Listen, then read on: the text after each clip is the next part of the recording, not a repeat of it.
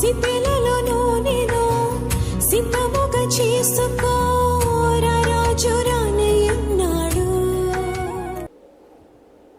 తిమోతితో పౌలు గారు మాట్లాడుతున్నాడు. ఏమన్నాడు? నిజమైన ఒప్పుకోలు ఒప్పుకుంటివి. సౌలు ఒప్పుకున్నాడు కానీ నేను పాపము చేసి తిని అన్నాడు, కానీ నన్ను ఘనపరిచి నా గౌరవాన్ని నిలబెట్టండి అన్నాడు. అదేంటి? అదేం ఒప్పుకోవటం? నేను పాపం చేశానంటే మంచిదే, హృదయపూర్వకంగా నేను పాపిని ప్రభు అంటే మంచిదే. చాలామంది లౌక్యముగా ఒప్పుకుంటున్నారు పాపాలను. కొంతమంది అయితే సగమే ఒప్పుకుంటున్నారు పాపాన్ని. కొంతమంది అయితే ఆ పాపమును దాచిపెట్టుకుని పైన అసలు పాపాన్ని హృదయంలో దాచిపెట్టుకుని చిన్నగా ఏదో అబద్ధం ఆడిందో ఏదో చిన్న వాటినో సారీ చెప్పి వదిలేస్తున్నారు. అది నిజమైన ఒప్పుకోలు కాదు ప్రియులారా. దానివల్ల దేవుడు క్షమించడు. అతిక్రమమును దాచిపెట్టుకుని పైన పెదవులతో నేను పాపిని ప్రభు అంటే కుదరదు. సౌలు ఇక్కడ ఏమన్నాడు? నేను పాపము చేసి తిని, అండర్లైన్ చేయండి, అది నేను పాపము చేసి తిని అన్నాడే కానీ అది నిజమైన ఒప్పుకోలుగా లేదు. అది ఆ ప్రక్కనే అంటున్నాడు, నన్ను ఘనపరిచి యెహోవాను మ్రొక్కుటకై నాతో కూడా రండి మీరు పాస్టర్ గారు. నేను ఒప్పుకోవటం నిజమే కానీ ఆ ఒప్పుకోలు ఆ ప్రక్కన ఏం కావాలంటే నన్ను ఘనపరచండి. నేను పాపం చేసిన మాట వాస్తవమే కానీ ఒప్పుకుంటున్నాను, కానీ ఆ పాపము చేత కూడా నన్ను గనపరచాలి. పాపం చేసిన వాడిని గనపరుస్తాడు దేవుడు? ఎన్నడూ గనపరచడు. పాపిని ప్రేమిస్తాడు కానీ పాపమును ద్వేషించే దేవుడిన. చప్పట్లు కొట్టాలి అందరూ ఒకసారి.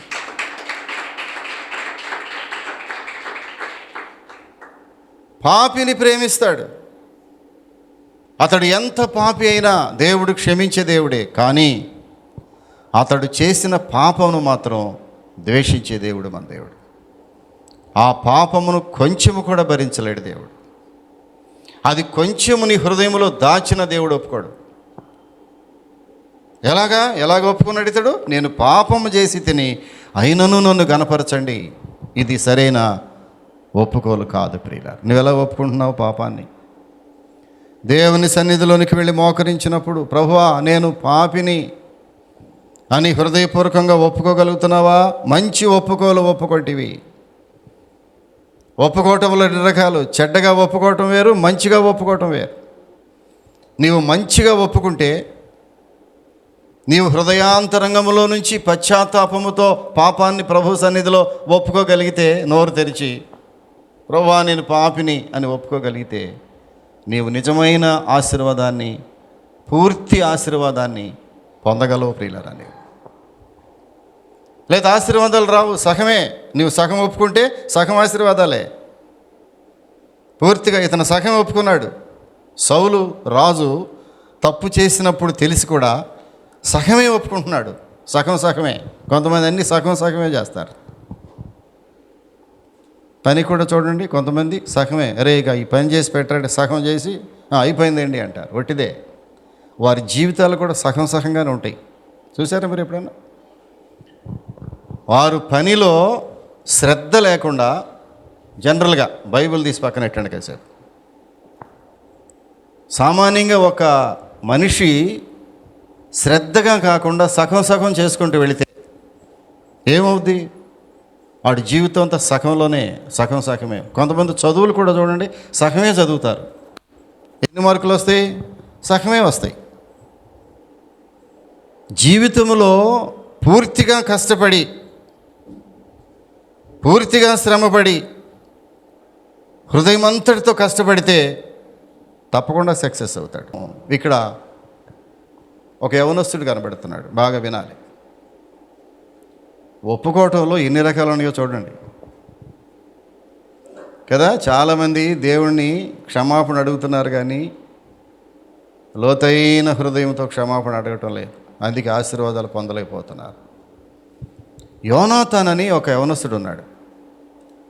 అతడు సౌలు రాజు యొక్క కుమారుడు, చాలా ముద్దుల కొడుకు. ఒకరోజు సౌలు అన్నాడు, ఏమన్నాడు?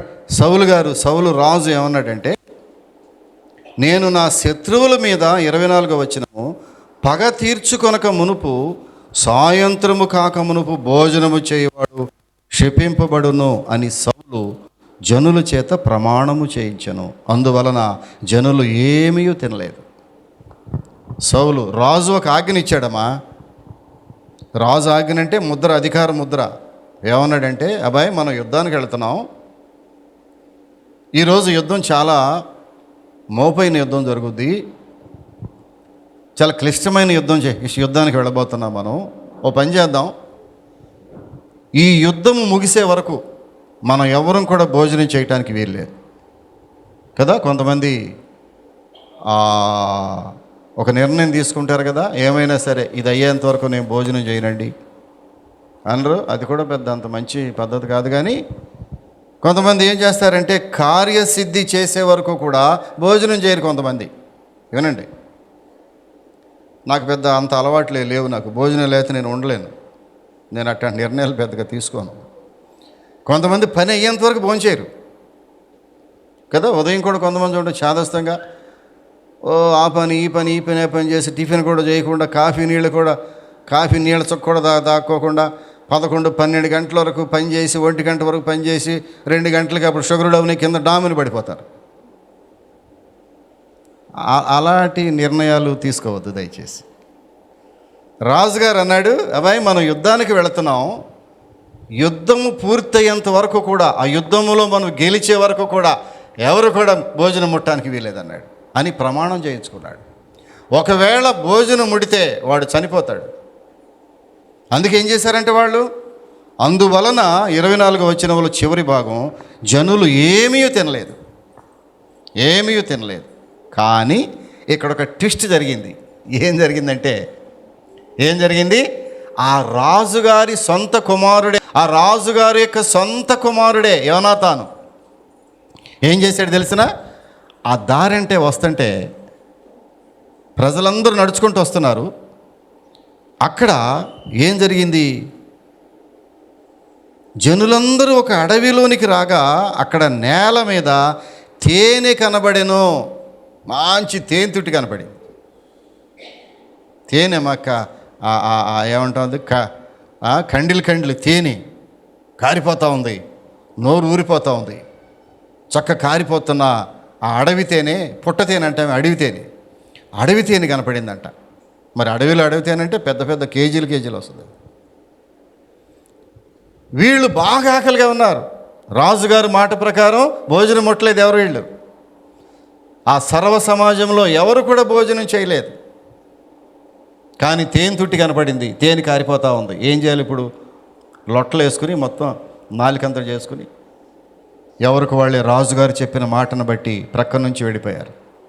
మనం ఈ రోజున ఆహారం ముట్టితే రాజు ఆజ్ఞను మీరినట్టు అవుతాం. రాజు మనల్ని చంపేస్తాడు. ఎవరు కూడా తేనె ఒక్కటలాగా ఆ ఏలుతో పెట్టి నాలుక మీదకు అంటుకోవద్దు. జాగ్రత్తగా ప్రజలందరూ వెళ్ళిపోతే రాజుగారి సొంత కుమారుడు యోనాతాను ఏం చేశాడు తెలిసిన? అయితే యోనాతాను 27వ వచనం చూడండి. అయితే యోనాతాను తన తండ్రి జనుల చేత చేయించిన ప్రమాణము వినలేదు. అతనికి తెలియదు ప్రమాణం చేసినప్పుడు ఇతను లేడు. బహుశా ఇతను ఉంటే తినేవాడు కాదేమో. తండ్రి ప్రమాణం చేయించినప్పుడు, ఆజ్ఞ ఇచ్చినప్పుడు ఇతను లేడు. అక్కడ యోనాతాను లేడు ప్రియులారా. కనుక తన చేతికర్ర చాపి దాని కొనను తేనె పట్టులో ముంచి తన చెయ్యి నోటిలో పెట్టుకొనగా అతని కన్నులు ప్రకాశించెను. ఎప్పుడైతే తన చేతి కర్ర తేనెలో ముంచాడో, ఆ ముంచిన ఆ కర్ర కొనను నోట్లోకి తెచ్చుకున్నాడో, నోరు తీపైపోయింది. ఆహారం లేదేమో అప్పటి వరకు. ఆ కళ్ళు తెరవబట్టి ప్రశస్తంగా ఏమన్నాడు? కన్నులు ప్రకాశించెను. ఈ విషయం ఎట్లా తెలిసిందో తండ్రికి తెలిసి ఏమైందంటే ఎట్లా తెలిసింది తెలిసిన? వారు అక్కడ ఆ యుద్ధములో గెలవలేకపోయారు. ఆజ్ఞని మీరేటప్పటికీ ప్రియులారా గెలవలేకపోతే చీటీలు వేశారు. ఎవరో మనలో తప్పు చేశారు, ఎవరో వాళ్ళు. ఆ రోజుల్లో చీటీలు వేసేవాళ్ళు. చీటీలు వేస్తే ప్రియులారా 41వ వచనం చూడండి. అప్పుడు సౌలు ఇశ్రాయేలీయులకు దేవుడైన యెహోవా దోషిని కనుపరచమని ప్రార్థింపగా సౌలు పేరట యోనాతాను పేరట చీటీ పడిన కానీ జనులు తప్పించుకొనిరి. ఎవరి పేరట వచ్చింది చీటీలు? తండ్రి కుమారుడు, ఆ తండ్రి కుమారుడు ఇద్దరి పేరున చీటీ పడింది. ఇప్పుడు నేరం చేసిన వాడు ఎవడో బయటపడాలి, వాడిని చంపేయాలి. ఇప్పుడు ఎవరైనాను రాజు నేరం చేసినా చంపేస్తారు. రాజు కుమారుడు, ఒకగానొక కుమారుడు యోనాతాను తప్పు చేసినా చంపేయాలి. ఇప్పుడు చీటీలు వేస్తున్నారు. ఎవరయ్యా తప్పు చేసింది అని అంటే ఈ 2 చీటీలు ఎవరి పేరున వచ్చింది తెలిసిన? సౌలు పేరున ఒక చీటీ వచ్చింది, యోనాతాను పేరున ఒక చీటీ వచ్చింది. ఈ తేనె నాకింది ఎవరు? మళ్ళీ చీటీ వేశారు. ఈ ఇద్దరిలో ఎవరు? మళ్ళీ ప్రశ్న వచ్చింది. చూడండి దయచేసి. గాని జనులు తప్పించుకున్నారు. 42వ వచనంలో, నాకును నా కుమారుడైన యోనాతానుకును చీట్లు వేయడని సౌలు మరలా ఆజ్ఞ ఇచ్చాడు. మా ఇద్దరిలో ఎవరో మళ్ళీ చీట్లు వేయండియా, నేనైతే నన్ను చంపేయండి, నా కొడుకైతే నా కొడుకుని చంపేస్తాను నేను. అంత కరెక్ట్గా ఉండేది ఆ రోజుల్లో ప్రియులారా. మాట అంటే మాటే. అప్పుడు ఏం జరిగింది? యోనాతాను పేరట చీటీ పడెను. ఇప్పుడు తేనె నాకింది ఎవరు? యోనాతానే ప్రియులారా. యోనాతానే ఆ కర్ర, ఆ చివరి మొనను ఆ తేనెలో ముంచి అది 4 కంటించుకున్నాడు. అది అతను చేసిన తప్పు. ఆజ్ఞని మీరాడు. రాజుగారు, తండ్రి కాదు అక్కడ, రాజు సౌలు గారు తండ్రే కానీ మహారాజు, ఇశ్రాయేలుకు మొట్టమొదటి రాజు ప్రియులారా. రాజు ఆజ్ఞను మీరినటువంటి ఈ యొక్క యోనాతాను పేరట చీటీ పడితే యోనాతాను చంపడానికి సిద్ధపడ్డాడు తండ్రి రాజు అయినటువంటి సౌలు ప్రియులారా. అక్కడ వాళ్ళందరూ ఏమన్నా తెలిసినా చూడండి, యెహోవా జీవము తోడు, అతని తల వెంట్రుకల్లో 1 నేల రాలదని చెప్పి యోనాతాను మరణము కాకుండా జనులు అతను రక్షించటానికి ఆ యొక్క ఎవరిని ఆ రాజుని బ్రతిములాడుకున్నారు ప్రియులారా, బ్రతిములాడుకున్నారు. ఇక్కడ ఎందుకు ఈ మాట చెప్తున్నానంటే, తన చేతి కర్రతో తప్పు చేసినప్పుడు ఏమన్నాడు తెలిసినా? నేను కొంచెమే తేనె పుచ్చుకొంటిని, నేను కొంచెమే. 43వ వచనాన్ని చదువుతాను చూడండి. యోనాతాను పేరట చీటీ పడితే నీవు చేసినదేదో నాతో చెప్పుమని యోనాతానుతో రాజు అనగా, యోనాతాను ఏమని ఒప్పుకున్నాడు తెలిసినా? అతను ఒప్పుకోలు ఎట్టా ఉందో చూడండి. నిజంగా ఒప్పుకున్నాడా? ఏమన్నాడు? నేను చేతి కర్ర కొనతో కొంచెము తేనె పుచ్చుకున్నమాట వాస్తవమే, కొంచెము తేనెకై నేను మరణము చెందవలసి వచ్చిందా? ఇదేం ఒప్పుకోవటం? డాడీ నేను తప్పు చేశానంటే పర్వాలా, ఏమని ఒప్పుకుంటున్నాడు? నేను కొంచెమే కదా తిన్నది, కొంచెం అట్లట్లు తీసుకుని కేజీలు నేనేం తేనె తాగలేదే, ఒక చిన్న చేతికర్రను దానిలో ముంచి 4 కంటించుకున్నాను, అంతే కదా నేను చేసిన తప్పు. ప్రియులరా, ఇది నిజమైన ఒప్పుకోలు కాదు. దేవుని సన్నిధిలో మనము మోకరించి ప్రార్థించినప్పుడు మన ఒప్పుకోలు ఎలా ఉండాలంటే, ఏం ఒప్పుకోలు ఉండాలి? ఏమన్నాడు ఈ ఒప్పుకోలని? మంచి ఒప్పుకోలు ఒప్పుకుంటివి. తిమోతితో పౌలు గారు మాట్లాడుతున్నాడు, తిమోతి నీవు మంచి ఒప్పుకోలు ఒప్పుకుంటివి. నీ ఒప్పుకోవటం అనేది చాలా కరెక్ట్గా ఉంది ఒప్పుకోవటం. కానీ ఇక్కడ యోనాతాను ఎలా ఒప్పుకున్నాడు? నేను కొంచెమే కదా తిన్నది. పిల్లలను చూడండి, ఎరా నువ్వు చేసిందేంటి? నేనేమి చేయలేదు మమ్మీ, కొంచెమేగా తిన్నది. వాడు మూతంతా అంటించుకుంటాడు, పంచదార మరి ఏదో. ఆ తల్లి అడుగుద్ది, ఏంటి నువ్వు చేసిన పని అంటే, కొంచెమేగా మమ్మీ తిన్నది. నిజమైన ఒప్పుకోలేది కాదు ప్రియులారా. ఇక్కడ యోనాతాను ఒప్పుకున్నది నిజమైన ఒప్పుకోలు కాదు. పౌలు గారు అంటున్నాడు, మంచి ఒప్పుకోలు ఒప్పుకొంటివి. ఇక్కడ సౌలు ఒప్పుకోవటం కూడా మంచి ఒప్పుకోలు కాదు, యోనాతాను ఒప్పుకోలు కూడా మంచి ఒప్పుకోలు కదా. ఏమన్నాడు? నేను కొంచెమే తిన్నాను కానీ దాని కొరకు నన్ను చంపాలా? అది సరైనటువంటి క్షమాపణ కాదు ప్రియులారా. క్షమించేటటువంటి ప్రార్థన ఎలా ఉండాలంటే, హృదయాంతరంగములో నుంచి ప్రభువా నేను పాపిని, దావీదు భక్తుడు ఒప్పుకున్నాడు ఒకరోజు, ప్రభువా నేను పాపిని, పాపం చేసిన వాడుని నేనే. నిజమైన ఒప్పుకోలు ఎలా ఉండాలో తెలిసినా చూడండి. నిజమైన ఒప్పుకోలు ఎలా ఉండాలంటే చూడండి దయచేసి. ఇక్కడ ఈ దావీదు భక్తుడు ఒప్పుకుంటున్నాడు, మంచి ఒప్పుకోలు ఒప్పుకున్నాడు. చూడండి యోనా గ్రంథము, దయచేసి పాత నిబంధనలోనే యోనా గ్రంథంలోనికి వెళితే, యోనా గ్రంథము అక్కడ జరిగింది ఏంటో తెలిసిన? యోనా అనేటటువంటి పాస్టర్ గారిని దేవుడు ఒకరోజు పిలిచాడు. పిలిచి ఒక ఊరు వెళ్ళిరావా అన్నాడు. నాయన గారు నన్ను వారానికి ఒక ఊరు పంపించేవాడు. దైవజనుల దగ్గర నేను తరబీదు పొందుతున్నప్పుడు ఆ సెల్ ఫోన్లు కట్టేయండి. నేను దైవజన్ దగ్గర తరబీదు పొందుతున్నప్పుడు ఆ దినాల్లో ప్రియులారా, పాస్టర్ గారు నన్ను వారానికి ఒక గ్రామం పంపించేవాడు. పంపించేటప్పుడు జాగ్రత్తగా ఛార్జీకు డబ్బులు ఇచ్చేవాడు. ఆ బళ్ళు కూడా లేవు కదా, అప్పుడు సైకిల్ ఉండేదనుకోండి. నాకు అమ్మ అనేది సైకిల్ దొక్కాడు, ఆ అబ్బాయి సైకిల్ అంత దూరం దొక్కలేడయ్యా, ఛార్జీ కొంచెం డబ్బులు ఇస్తే ఆ బస్సుకు దానికి వెళ్ళి ఛార్జీకి డబ్బులు పెట్టుకెళ్తాడంటే ఛార్జీకి డబ్బులు ఇచ్చేవాడు నాయన. నాకు చాలా జాగ్రత్తగా లెక్క పెట్టి సుమా, వెళ్ళేటప్పుడు ఎంత అవుద్ది, వచ్చేటప్పుడు ఆ 2 ఛార్జీలు లెక్క పెట్టి జాగ్రత్తగా ఎంత ఛార్జీ అవుద్దో అంత ఛార్జీ మట్టుకే ఇచ్చేవాడు. అదొక క్రమశిక్షణ ప్రియులారా. ఊరికి జేబులో 100 రూపాయలు ఇచ్చేసి వెళ్ళరా అనేవాడు కాదు ఆయన. చక్క లెక్క, అంత లెక్కతో ఉండేవాడు ఆయన. ఇక్కడ పాస్టర్ గారిని పిలిచాడు దేవుడు ఒకరోజు. బాయ్ యోనా, ఓ పని చేయి, నిన్ను ఒక ఊరు పంపిస్తున్నాను నేనని ఛార్జీకి డబ్బులు ఇచ్చాడు కదా. ఛార్జీకి డబ్బులు ఇచ్చాడు. చూడండి, యెహోవా సన్నిధి నుంచి అక్కడ ఛార్జీకి డబ్బులు ఇచ్చి, చదవండి, ఇంటికి వెళ్ళిన తర్వాత ఉంటుంది అక్కడ, డబ్బులు ఇచ్చి నినివే పట్టణానికి వెళ్ళమంటే ఈ పాస్టర్ గారు తప్పు చేశాడు. తప్పే చేశాడు. దేవుని మాటకు వ్యతిరేకత చూపించాడు. వెళ్ళమన్న చోటకి వెళ్ళకుండా ఎక్కడికి వెళ్ళాడంటే తర్షీష్ అనేటటువంటి వాడెక్కాడు. అక్కడికి వెళ్ళి ఆ తర్షీసు పట్టణం ఎట్లా ఉంటుందంటే చాలా విలాసవంతమైన పట్టణం. అది దేవుడు వెళ్ళమన్న ప్లేస్ ఏమో విలాసవంతమైన పట్టణం కాదు అది. అక్కడికి వెళ్ళటానికి ఇష్టపడలే ఇతను. ఈ యోన ఎక్కడికి వెళ్ళాడు తెలిసిన? విలాసవంతమైనటువంటి పట్టణానికి, తర్షీష్ అనే పట్టణానికి వెళ్ళాడు. అక్కడ ఎర్ర మూతులు ఉన్న కోతులు ఉంటాయి అక్కడ తర్షీష్ పట్టణంలో. భలే వెరైటీగా ఉంటుంది తర్షీష్ పట్టణం అంటే. నినివే పట్టణం వెళ్ళటానికి ఇష్టపడలా యోన. నినివే పట్టణంలో వాళ్ళంతా కూడా భయంకరమైన మనుషులు. రాజు మొదలుకొని పనివారు వరకు కూడా వారు విచ్చలవిడిగా కుడి ఎడమలు తెలియనటువంటి మనుషులు. వాళ్ళు అక్కడికి వెళ్తే నన్ను చంపేస్తారు. వాళ్ళు కనీసం భోజనం కూడా బెటరు, మంచి సదుపాయాలు ఉండవు. కాబట్టి ఇప్పుడు పని చేద్దాం, దేవుడు తెలియకోకుండా వేరే వాడెక్కేసి వెళ్ళిపోదామని తర్షీష్ వాడెక్కేశాడు. ప్రియులారా, వెళ్ళిన తర్వాత ఏం జరిగింది? అక్కడ భయంకరమైన తుఫాను వచ్చేసింది. సముద్రములో భయంకరమైన తుఫాను వచ్చేసింది. ఆ ఓడ బ్రద్దలైపోయి మునిగిపోయి పరిస్థితి వచ్చేసింది. యోనా ఎక్కినటువంటి ఓడ. దేవుడికి తెలుసు ఏ మనిషిని ఎక్కడికి పంపాలో.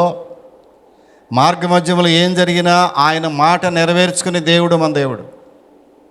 ఒకవేళ ఆయన చిత్తమునకు నీవు వ్యతిరేకముగా నడిచి వెళుతున్నా ఆయన నీ ముక్కుకి ఏమంటాం గాలం వేసి లాక్కొస్తాడు.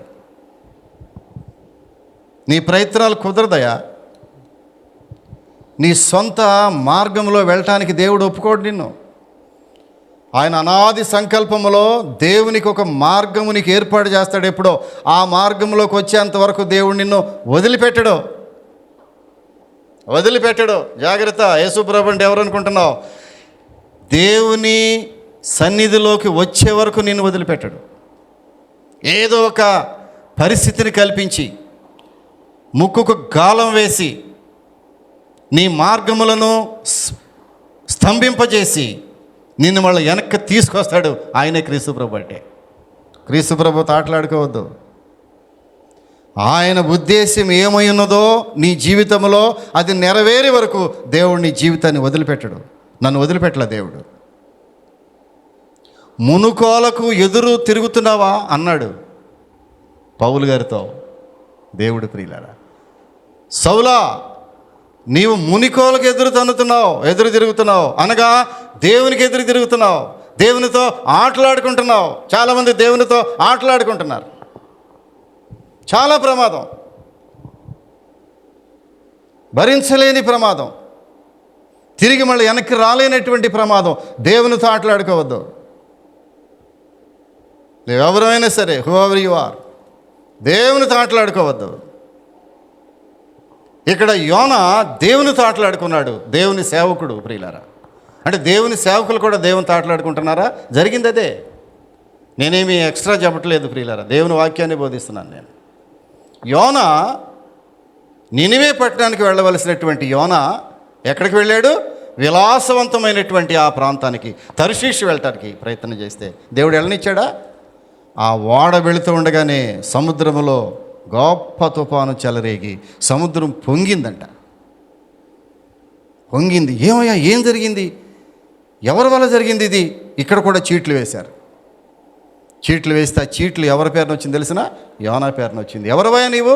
ఓయి ఏమన్నాడు? ఓయి నిద్రపోతా. ఆ సమయంలో యోనా ఏ స్థితిలో తెలిసిన? ఓడ అమరమునకు వెళ్ళి గాఢ నిద్రపోతున్నాడు. ఒక సేవకుడు గాఢ నిద్రపోతున్నాడు. సేవకుడు నిద్రపోకూడదు. సేవకుడు నిద్రపోతే సంఘం నిద్రపోతుంది. సేవకుడు నిద్రపోతే పోనీ సేవకుడు ఏంటి, సేవకురాలేంటి నిద్రపోతే? నీ హృదయంలో దేవుని సన్నిధి అంటే ఎప్పుడైతే భయపడతావో అదే నీకు ఆశీర్వాదం. రాసుకో పెన్నుతో జాగ్రత్తగా మాటని. నీవెప్పుడు దేవుని సన్నిధికి రావడానికి భయపడతావో అది గొప్ప ఆశీర్వాదం నీకు, నీ బిడ్డలకి. అదే మేము చూస్తున్నాం ఈ రోజున ప్రియులారా. యోనా దేవునితో ఆడుకుంటున్నాడు. ఇక్కడ వెళ్ళమన్న చోట నుంచి వెళ్లకుండా వేరే చోటుకి వెళ్ళిపోయేటప్పటికి ఆ నష్టం ఎంతమంది జరిగిందంటే ఓడలో ఉన్న వాళ్ళందరికీ నష్టం జరిగింది. ఊగిపోతున్నారు, చచ్చిపోతే సిద్ధమైపోయారు. అప్పుడు చీటీ వేస్తే యోనా పేరున వచ్చింది. యోనాను పిలుస్తున్నాడు, ఓయి నిద్రపోతా, ఏం చేస్తున్నావు నీవు? తుల్లిపడి లేచాడు. తుల్లిపడి లేచి ఏమన్నాడు తెలిసిన? చూడండి ఏమన్నాడు ప్రియులరా. యోనా ఏమన్నాడో చూడండి దయచేసి. 10వ వచనములో, యోనా గ్రంథము 1వ అధ్యాయం 10వ వచనం అంటాడు, నేను యెహోవా సన్నిధి నుంచి పారిపోతున్నానయ్యా. అబ్బా, ఏం ఒప్పుకోలండి, ఏం ఒప్పుకోలు ఇది? మంచి ఒప్పుకోలంటే ఇదే. ఏమని ఒప్పుకుంటున్నాడు? ఇందాక సౌలు ఏమని ఒప్పుకున్నాడు? అయ్యో నేను తప్పు చేశాను కానీ నన్ను గణపరచండి అన్నాడు. అది సరైన ఒప్పుకోలు కాదు. యోనాతాను ఒప్పుకున్నాడు కానీ నేను కొంచెమే తిన్నానుగా దీని కొరకే నన్ను చంపాలా అన్నాడు. అది మంచి ఒప్పుకోలు కాదు. కానీ యోనా ఒప్పుకుంటున్నాడు. చూడండి, నేను దేవుని సన్నిధి నుంచి పారిపోతున్నానయ్యా. నేను నిజమైన సేవకుడు కాదు, నేను పనికి మాలినటువంటి సేవకుడు. నేను ఎంత పనికి మాలినవాడిని అంటే 10వ వచనం అంటాడు, తాను యెహోవా సన్నిధిలో నుంచి పారిపోవచ్చున్నట్లు మనుషునికి వాళ్ళందరి చేత ఒప్పుకుని అంటాడు 12వ వచనంలో, నన్ను బట్టియే ఈ గొప్ప తుఫాను మీ మీదకి వచ్చనని నాకు తెలియచున్నది, నన్ను ఎత్తి సముద్రములో పడవేయుడి. అబ్బా, ఏమి వాట్ ఏ బ్యూటిఫుల్ కన్ఫెషన్. ఎంత చక్కని ఒప్పుకోలు ప్రియులరా. ఒప్పుకోవటం ఎన్ని రకాలు ఉన్నాయి? మంచి ఒప్పుకోలు, చెడ్డ ఒప్పుకోలు. యోనా ఎలా ఒప్పుకుంటున్నాడు? నేను దేవుని సన్నిధి నుంచి పారిపోతున్నాను. వాక్యం వినాలి, వాక్యం ఎలర్ట్గా వినాలి. నేను దేవుని సన్నిధి నుంచి పారిపోతున్నానయ్యా. నా పేర చీటీ రావటం మంచిదే, నేనే పాపం చేశా. నా వల్లే ఈ ఓడంతటికి ప్రమాదం సంభవించింది, నా వల్లే ఈ తుఫాను వచ్చింది. కాబట్టి నన్ను ఏం చెయ్యాలో మీరు కాదు, నేనే నిర్ణయిస్తా. ఆ శిక్ష అతని మీద శిక్ష అతనే నిర్ణయించుకుంటున్నాడు. ఏమని? నన్ను ఎత్తి నడి సముద్రంలో పడేయండి. ప్రజలు వేసిన శిక్ష కాదు ఇది. ఆ శిక్ష తన మీద తాను వేసుకుంటున్నాడు. నేను ఎంత భయంకరమైన పని చేశానంటే దేవుడు వెళ్ళమన్న చోటకు వెళ్లకుండా వేరొక చోటకు వెళుతున్నాను. కాబట్టి కీడు వచ్చింది ఈ రోజున. నన్ను లేపి సముద్రంలో పడేయండి. అంతే. యోనాని ఎవరైనా, యోనా ఎవరు? పాస్టర్ గారు తప్పు చెప్తున్నాను నేను, బైబిల్ మాట్లాడుతున్నాను నేను. యోనా ఎవరు? దైవ సేవకుడు ప్రియులారా. అతను ఏం చేశారు? ఇప్పుడు ఎత్తి సముద్రంలో, నడి సముద్రంలో పడేశాడు అంతే. కానీ ఒక్క విషయం గమనించావా? దేవుని సంకల్పం ఎన్నడూ కూడా వృధా కాదు. ఆయన ఏమి చేయాలనుకున్నాడో అది చేసి తీరతాడు నీ జీవితంలో. గుర్తుపెట్టుకో. నువ్వు పారిపోయినా దేవుడు ఒప్పుకోడు, నువ్వు దాక్కున్నా దేవుడు ఒప్పుకోడు. దావీదు భక్తుడు చాలాసార్లు దాక్కోవటానికి ప్రయత్నం చేశాడు. ప్రభువా, నీ సన్నిధిలోంచి నేను ఎక్కడికి దాగి ఉండలేనయ్యా అన్నాడు. దాక్కోలేం మనం, దేవుని సన్నిధిలోంచి మనం దాగి ఉండలేం. బయటకు లాక్కొని తీసుకొచ్చేస్తాడు. యోనాని సముద్రంలో పడేస్తే అక్కడ ఒక చేపకు ఆజ్ఞనిచ్చాడు దేవుడు. ఏమని ఆజ్ఞనిచ్చాడు తెలిసిన? ఈ నీళ్ళల్లో ఒక అతను కొట్టుకొస్తున్నాడు, అతని పేరు యోనా. యోనా ఎట్లా ఉంటాడంటే చెప్పాడు, చేపకి చెప్పాడు. చేప అని ఉంటుంది, ప్రభువా చాలామంది కొట్టుకొస్తారు నీళ్ళల్లో, అతను ఎవరో యోనా అని నాకేం తెలుసు, ఎవరు మింగాలి, నేను ఎవరిని మింగాలి, యోనా ఎట్లా ఉంటాడు చెప్పాడు. యోనా అని దైవ సేవకుడు అతను నీళ్ళల్లోకి వస్తున్నాడు, నెమ్మదిగా అమాంతంగా అతన్ని మింగేసాయి. ఎంత పని పెట్టాడో చేపకు దేవుడు.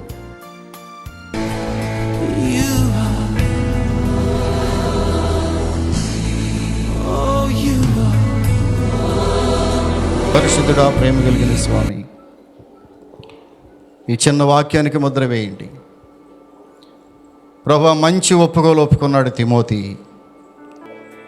పౌలు భక్తుడు తిమోతి గురించి రాస్తూ, తిమోతి నీవు మంచి ఒప్పుకోలు ఒప్పుకున్నావు, నీ ఒప్పుకోల్లో నిజం ఉంది. చాలామంది ఒప్పుకుంటున్నారు కానీ నిజంగా ఒప్పుకోవట్లేదు ప్రభువా. కొంతమంది ఒప్పుకుంటున్నారు కానీ సగం ఒప్పుకుంటున్నారు, సగం దాచుకుంటున్నారు. మేమైతే ప్రభువా ఈరోజు నిజముగా నీ సన్నిధిలో ఒప్పుకుంటున్నాం ప్రభువా. మా సంఘము, మా బిడ్డలు, మా విశ్వాసులు నిజముగా హృదయాన్ని తెరిచి ప్రభువా నేను పాపిని ప్రభువా అని ఒప్పుకుంటున్నారయ్యా. నీవు క్షమించే దేవుడు, నిజంగా ఒప్పుకుంటే నీవు తప్పకుండా క్షమించే దేవుడు ప్రభువా. నిజముగా ఒప్పుకుంటే గతంలో కంటే ఎక్కువ ఆశీర్వాదాలు మాకు ఇవ్వగలిగిన దేవుడవు నీవు. నీ కుడి చేతిలో ఆశీర్వాదాలు ఉన్నాయి ప్రభువా. ఈ ఆశీర్వాదాలు పొందుకోవాలంటే మేము సరైనటువంటి ఒప్పుకోవాల్సి ఉన్నాం. ఈ మధ్యాహ్న కాల సమయంలో బిడ్డలు చక్కగా ఒప్పుకోవటానికి తగిన మనసు వారికి దయచేసి నీ సన్నిధిలో నుంచి ఆశీర్వాదాలు పొంది పరలోక రాజ్యమునకు వారసులుగా చేసి కృప చూపించమని యేసు నామమున అడుగుచున్నాము తండ్రి, ఆమేన్, ఆమేన్. ప్రియులారా, మంచి వర్తమానాలు మీరు వింటున్నారు. మెర్సీ ప్రార్థన మందిరం నుండి వెలువడేటటువంటి ఈ విలువైన వర్తమానాలను మీరు విని ఆత్మీయంగా మేలు పొందుతున్నారని విశ్వసిస్తున్నాను. అనేకులు ఈ వర్తమానాలు విని ఫోన్ ద్వారా మాకు తెలియపరుస్తున్నారు. వారి ప్రార్థన అవసరతలు మాకు తెలియపరుస్తున్నారు. వారు ఆత్మీయంగా మేలు పొందుతున్న విధానాన్ని కూడా వారు ఫోన్ కాల్స్ ద్వారా నాతో నేరుగా మాట్లాడుతున్నారు. ప్రియులారా, మీలో ఎవరైనా మమ్మలను సంప్రదించాలని ఆశపడినట్లయితే మా అడ్రస్ ఒకసారి చెప్పడానికి ప్రయత్నం చేస్తున్నాను. మెర్సీ ప్రార్థన మందిరము, డోర్ నంబర్ 3-62/2 డ్రైవర్స్ నగర్, కొత్త బైపాస్ రోడ్, గుడివాడ. మా అడ్రస్ మరొకసారి, pastor reverend doctor K J Victor Paul, Mercy ప్రార్థన మందిరము, డోర్ నంబర్ 3-62/2 డ్రైవర్స్ నగర్, కొత్త బైపాస్ రోడ్, గుడివాడ. మమ్మలను సంప్రదించవలసిన ఫోన్ నంబర్లు 93-98-63-2944